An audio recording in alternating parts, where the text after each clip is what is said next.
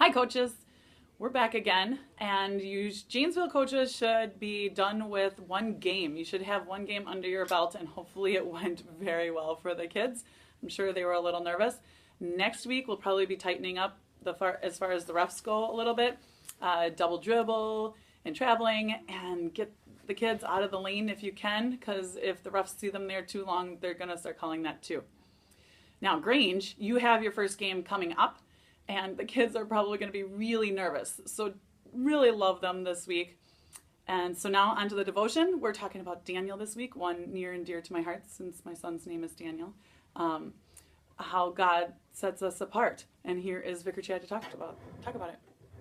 Thank you, Suzanne. Suzanne did a great job. God sets us apart. We are His kids as Christians. Christian actually means little Christ. And as we move about as little Christ, God watches over and God protects. And you can talk with the kids during your devotion about how God protected Daniel through all the different things that Daniel was going to face.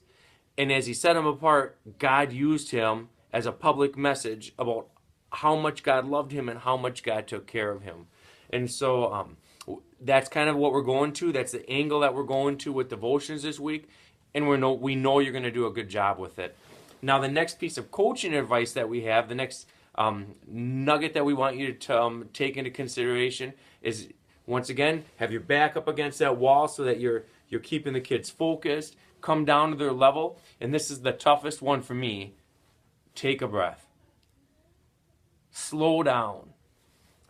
Especially when you're in that devotional time with the kids and when you're interacting with the kids off the court, or you see that there's a kid struggling. These kids are not mini adults. They're kids, and they're figuring out their emotions. And they're going to learn how to deal with emotions by watching you. This is also a week with games, correct, Suzanne? Yes, it is. And so guess what? Parents are going to be figuring out who you are by watching your emotions. And so we want you just to be very careful about how you deal with your emotions. We want you to be positive. We want you to be thankful. And we want you to realize that you're constantly teaching. And a lot of times it comes down to just this one simple technique. Just take a breath. Take a breath. Realize you're fully equipped for this job. Realize that God has you working with these kids and that you're going to be okay. Thank you again so much, and we'll see you next week.